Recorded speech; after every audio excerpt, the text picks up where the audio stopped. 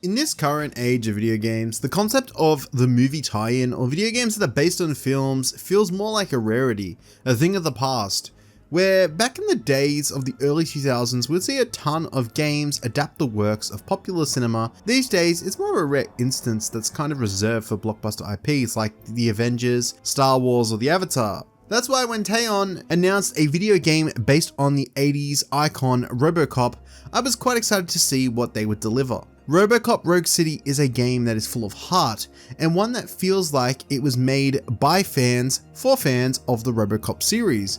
It's a AA game that delivers many nods to the source material and tells its own fitting story that in many ways feels like the Robocop 3 we should have gotten, and it falls in line and in accordance with many of what the series is known for. It provides combat that feels and encapsulates the motions, movements, and overall gunplay that you would imagine it would feel like being Robocop, and some light RPG elements that feel a little hit and miss to me. Overall, the experience is one that I enjoyed and I'd recommend to fans of the series. So all in all, let's get into why Robocop is awesome.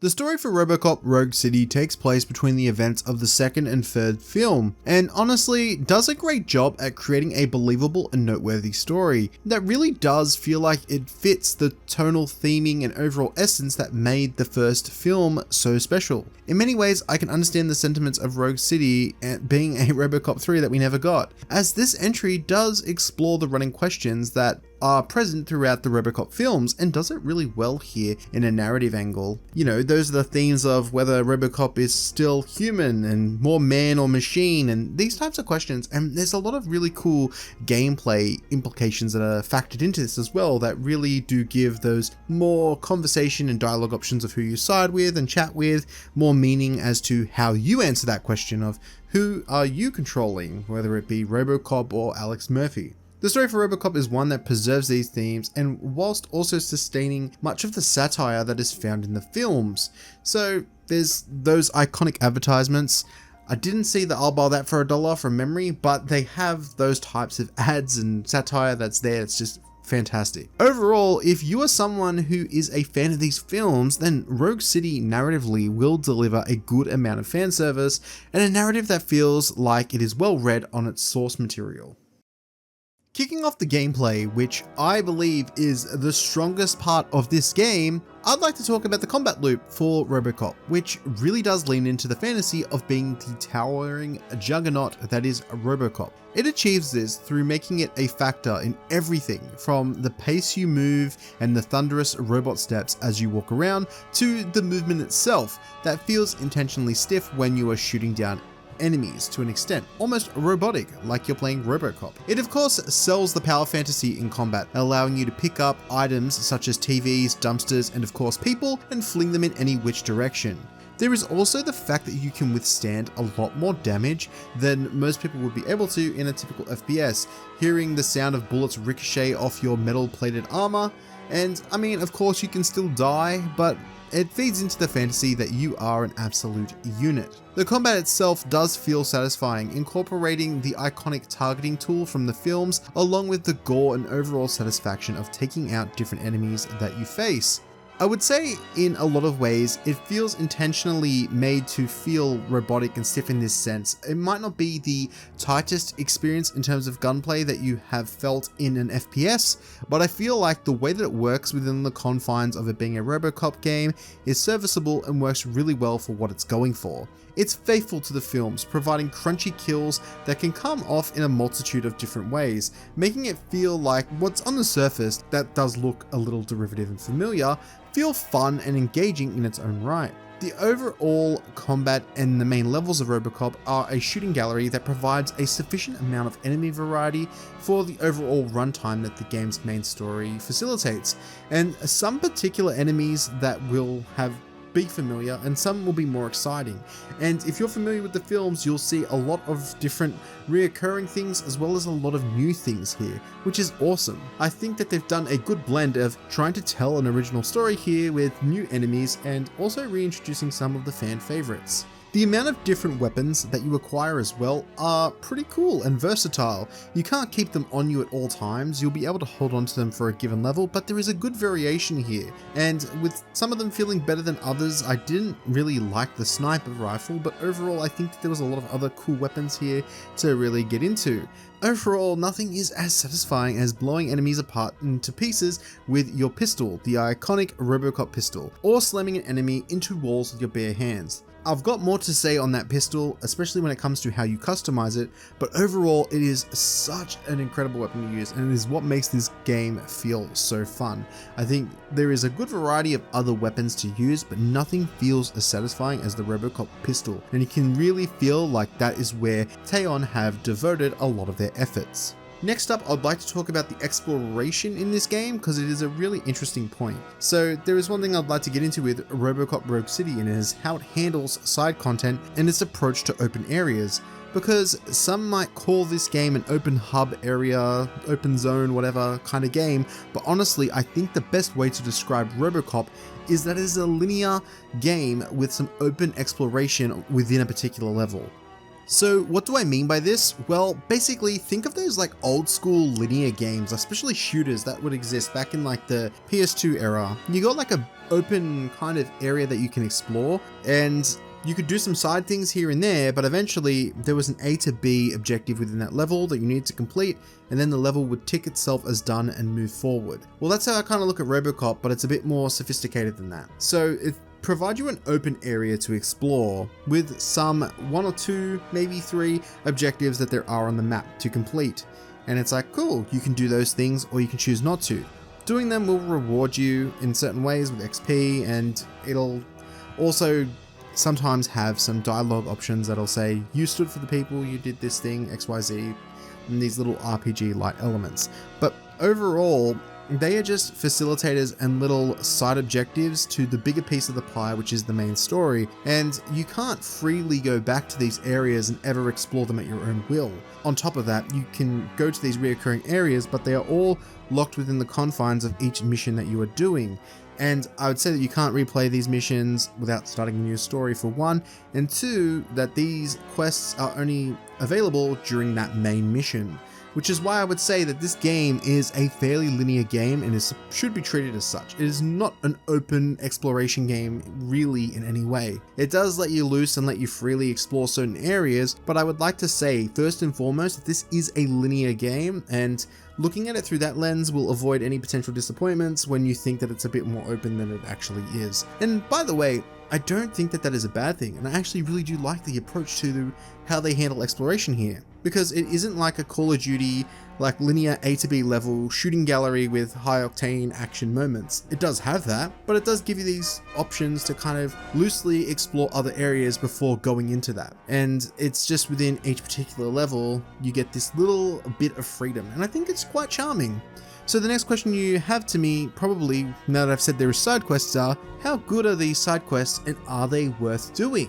Well, yeah, about that. I think that they're a bit hit and miss. There are some that are pretty charming, and they are at their best when they lean into a lot of the Robocop themes and pull on and the references to the movies and stuff like that. But when there's some that are just their own thing and it feels like some of them are just there to have some side activities, like, you know, fixing a ventilator or going out to like check and investigate a building, it doesn't really feel like there is a lot really. Like they're okay, and some of these abilities that you get, like deduction and other elements, don't really feel like they pay off or provide much use, but we'll get to that later. Overall, I enjoyed this aspect of Robocop. I think its combat is really enjoyable, and I think its exploration is quite fun, and I'm interested to see what Teyon would do if they got another opportunity to approach this part of the game again, because I think Robocop is at its absolute best when you are in that shooting gallery linear main core missions, but I do think that the blueprint and the kind of formula that they have here with the exploration, should they evolve on it and getting the chance to make another Robocop game, they could do a lot of cool things with, and I think it is a great starting point and there's a lot of potential here. So now I'd like to move on and discuss the different forms of progression that are found in Robocop Rogue City. So as I mentioned earlier, the game has a variety of different combat abilities that you unlock, and some of them are actually quite good. But at the same time, it also has these functions that make it operate like an RPG light, with some of the mechanics being more focused around investigations, scanning, and conversations. Except many of these different skills, at least in my playthrough, felt rather redundant in how they were utilized. I did side quests and the main story without really noticing any boons nor a reason to invest my skill points in the scanning tree. As for the psychology and the deduction tree, they also felt rather meaningless and didn't really provide upgrades that felt like they gave any real marginal difference to the experience, because these skills never really do feel like they have a significance or payoff to the story in any real major way that some of the other more combat focused abilities do. Where that ended up leaving me was with investing a lot of my skill points into the tree for doing more damage, and then investing more into engineering, which would increase the percentage that my other skill tree would increase for things like damage and things like that, which is what I would like to lead into now, which is the other form of progression that is tied to your primary weapon, Robocop's iconic pistol. And this system is one that I think is quite cool. It has a good foundation that they could build on, and I had a lot more fun tinkering throughout my playthrough with this system than I did with the stats and progression system, given how some of these skills really didn't provide that level of payoff. The other progression system here that works throughout your playthrough is you'll acquire these different motherboards, and you'll be given a variety of new ones as you play through the game, and some other ones that you find just by exploring or doing side content. What I think is really cool about this system is you'll acquire different nodes that have a percentage assigned to them, and as you acquire these nodes, they increase your stats like your weapon damage, reload, all that typical stat boost stuff that you get in an RPG game. But where the system gets really interesting is that these nodes will have connectors attached to them, which push out and flow in a different direction based on where the nodes are pointing. And it allows you to navigate this motherboard like a skill tree, but one that can kind of be flexible and changed on the go. And the neat balancing act here that you find with these weapons is that some of them will come with unique abilities on the motherboard. So you'll have ones that provide more gore, or will have an ability to do different types of skills and abilities that are uniquely tied to that particular motherboard. But I think what is also cool is that there's also penalty debuffs, which means you can't just assign any random node to any part of the tree, because you might trigger a 10% damage reduction if you put a node that points in the wrong direction. It's a clever way to allow for flexibility, but not at the same time make you just needlessly pick whatever without really thinking about it. And I think it's a clever way to kind of navigate the skill tree system, and it makes it more of a conscious task throughout your playthrough, and does feel like it encourages you to mix, match, and evolve. And honestly, if they make another Robocop game, I would love to see them really double down on this system and make it more robust. There's some cool stuff they can do with this, and the foundations here are really clever and great, and I think that if they do continue to work with these systems, we could really see something exceptional. If they get to make Robocop 2, I would love to see these progression systems get fleshed out a lot more. I don't think that they need to remove things like deduction or psychology or the scanning, but just make it feel more relevant and necessary. Give me a reason to want to invest in those things, because in this playthrough, the game really did feel like a shooter first and foremost, which is good, by the way, but I do feel like the RPG-like elements in some regards felt a little unnecessary. I get that there is some situations where they might have had some minor benefit, but it felt like the outcome I got